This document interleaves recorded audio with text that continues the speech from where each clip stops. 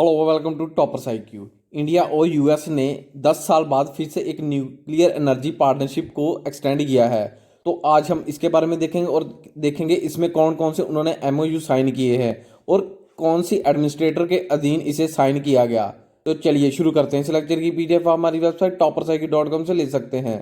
Economic Times का article है, India US extend nuclear energy partnership by 10 more years. तो India और USA ने प्रेसिडेंशियल यूएस इलेक्शन के बाद अब न्यूक्लियर एनर्जी पर दोनों की जो कोऑपरेशन थी उस पर एक और मेमोरेंडम ऑफ अंडरस्टैंडिंग साइन किया। इस मेमोरेंडम के अधीन दोनों देशों ने इस पुराने जो एग्रीमेंट था उसको आने वाले और 10 साल के लिए एक्सपेंड किया, मगर इस एमओयू को ट्रंप एडमिनिस्ट्रेशन के अधीन ही साइन किया गया। आपको बता दूं, इसका इंडिया को कुछ ट्रंप एडमिनिस्ट्रेशन या यूएस इलेक्शन के साथ कोई भी इसका लिंक नहीं है, क्योंकि ये हर 10 साल बाद यह रीन्यू करते हैं। इससे पहले इस एमओयू को इन्होंने 2010 में साइन किया था और अगर चाहे ट्रंप आते या जो बाइडेन की सरकार आती तो तब भी यह मेमोरेंडम ऑफ अंडरस्टैंडिंग को और एक्सटेंड किया जाना था। इसे global centre for nuclear energy partnership के फोरम में एक्सटेंड किया गया। तो अगर थोड़ा बैकग्राउंड देखें तो दोनों देशों ने इस मेमोरेंडम ऑफ अंडरस्टैंडिंग को 2010 में नई दिल्ली इंडिया में साइन किया था। इस कॉपरेशन में वह CGCNEP को और भी एक्सपेंड करेंगे, उस पर कॉपरेशन करेंगे। दोनों देशों ने मिलकर इसके बीच और भी कई मेमोरेंडम ऑफ अंडरस्टैंडिंग साइन किए कि दोनों देशों ने एग्री किया कि वह मिलकर न्यूक्लियर रेडियोलॉजिकल सिक्योरिटी कोऑपरेशन और भी कई सिक्योरिटी जैसे इन सेक्टर्स में मिलकर अपनी पार्टनरशिप इंक्रीज करेंगे। और 2010 में इंडिया ने कमिटमेंट की थी कि वह एक global centre for nuclear energy partnership को इस्टेब्लिश करेंगे। तो इस ग्लोबल सेंटर के थ्रू इंडिया का मैसेज था कि वह प्रमोट करेगा safe, secure and sustainable nuclear energy, जिसके द्वारा हर एक कंट्री न्यूक्लियर एनर्जी को यूज तो करेगी मगर वह अपनी बिजली के उत्पादन के लिए, ना कि किसी दूसरी कंट्री के खिलाफ वह इसे यूज करेगी। इस एग्रीमेंट के अधीन दोनों देश मिलकर न्यूक्लियर सेफ्टी एंड सिक्योरिटी और न्यूक्लियर साइंस एंड टेक्नोलॉजी में और भी रिसर्च और डेवलपमेंट करेंगे।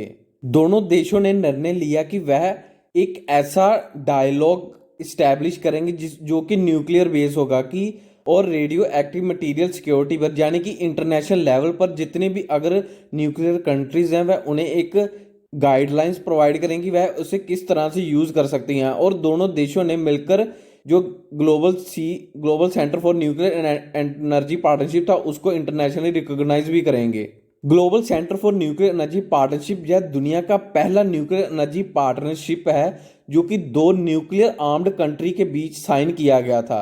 ये एक सेंटर था। इस सेंटर को हरियाणा इंडिया में इस्टेब्लिश किया गया और इसके थ्रू दोनों देश और भी कई इंटरनेशनल एक्सपर्ट न्यूक्लियर रिएक्टर और न्यूक्लियर फ्यूल साइकिल पर इनोवेशन करेंगे और भी डिस्कवरी करेंगे। तो इस कोऑपरेशन में इंडिया को ही ज़्यादा फायदा होगा, क्योंकि अमेरिका एक न्यूक्लियर पावर कंट्री और उसके साथ जितनी भी उसकी एनर्जी है, इलेक्ट्रिसिटी, वह न्यूक्लियर रिएक्टर से जनरेट करता है। तो अगर दुनिया में देखें तो सिर्फ अकेला टॉप पर अमेरिका ही है जो कि 8 लाख गीगावाट पर हार इलेक्ट्रिसिटी जनरेट करता है थ्रू न्यूक्लियर एनर्जी से। तो उसके बाद अगर देखें तो हम France, China, Russia, south Korea और कनाडा, ये टॉप की कंट्रीज हैं जो न्यूक्लियर एनर्जी से इलेक्ट्रिसिटी क्रिएट करती हैं। उसके बाद Germany, Sweden, UK, Spain, Japan और जापान के बाद इंडिया जो कि 35,000 गीगावाट हार्स बिजली जनरेट करता है और इंडिया 13वें स्थान पर है इन सब के पीछे। तो इससे कहीं ना कहीं इंडिया को ही फायदा होगा, क्योंकि अमेरिका देखे तो वो तो पहले ही टॉप पर है, उसे तो इस पर डेवलपमेंट करने की कोई ज़रूरत नहीं है, क्योंकि इंडिया को ही अभी ज़रूरत है कि वह और भी कई न्यूक्लियर प्लांट लगाए जिसके द्वारा वह और इलेक्ट्रिसिटी प्रोड्यूस करके देश में कमी पूरी कर सके। और जो एक वन ग्रिड वन इलेक्ट्रिसिटी जो प्रोजेक्ट था उसके थ्रू भी इसे कनेक्ट कर सकते, यानी कि अगर हम आने वाले समय में कुछ 1 लाख के करीब अगर हम गीगावाट बिजली जनरेट करते हैं तो इसे हम आसपास हमारी जो पड़ोसी कंट्रीज हैं उन्हें भी ट्रांसफ़र कर सकते हैं। ये एंड इस वीडियो का। चैनल को सब्सक्राइब और लाइक करना मत भूलिएगा। धन्यवाद।